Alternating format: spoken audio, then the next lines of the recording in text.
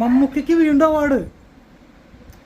ബ്രഹ്മയുഗം എന്ന് പറയുന്ന സിനിമ നമ്മളെല്ലാവരും തിയേറ്ററിൽ പോയി കണ്ട് ആസ്വദിച്ച സിനിമയാണ്. പക്ഷേ ഞാനൊരു കാര്യം പറയട്ടെ, ആ ഒരു റോള് മമ്മൂക്കയ്ക്ക് മാത്രം ചെയ്യാൻ സാധിക്കും. നമ്മൾ മലയാളികൾ നമുക്ക് ഒരുപാട് നല്ല നടന്മാരുണ്ട്. ഫഹദ് ഫാസിൽ, നിവിൻ പോളി, എല്ലാവരും നമുക്ക് പ്രിയപ്പെട്ട നടന്മാരാണ്. എല്ലാവരുടെ സിനിമകളും നമ്മൾ പോയി കാണും. പക്ഷേ ആ ബ്രഹ്മയുഗം എന്ന് പറയുന്ന സിനിമയിൽ ഈ ഒരു ടിപ്പിക്കൽ റോള് അത് മമ്മൂക്കയ്ക്ക് മാത്രമേ ചെയ്യാൻ പറ്റുള്ളൂ എന്ന് ഞാൻ മനസ്സിലാക്കിയത്.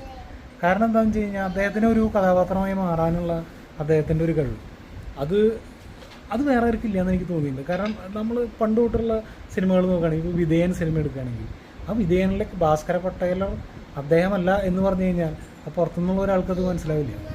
ശരിക്കും അതുപോലുള്ള ഒരാളുടെ ക്യാമറയുടെ മുന്നിൽ കൊണ്ടുവരുത്തിയ പോലെ ആയിരിക്കും. അതുപോലെ പന്തമ്മാടയിലെ കഥാപാത്രം അതുപോലെ തന്നെയാണ് ഇതിനകത്തുള്ള ആ ഒരു ഈ ചാത്തൻ എന്ന് പറയുന്ന കഥാപാത്രം. നമുക്ക് അങ്ങനെ തന്നെയാണ് അത് ഫീൽ ചെയ്തിട്ടുള്ളത്. ഈ അവാർഡ് എന്തുകൊണ്ട് അദ്ദേഹം അറിയിക്കുന്നത് തന്നെയാണ്.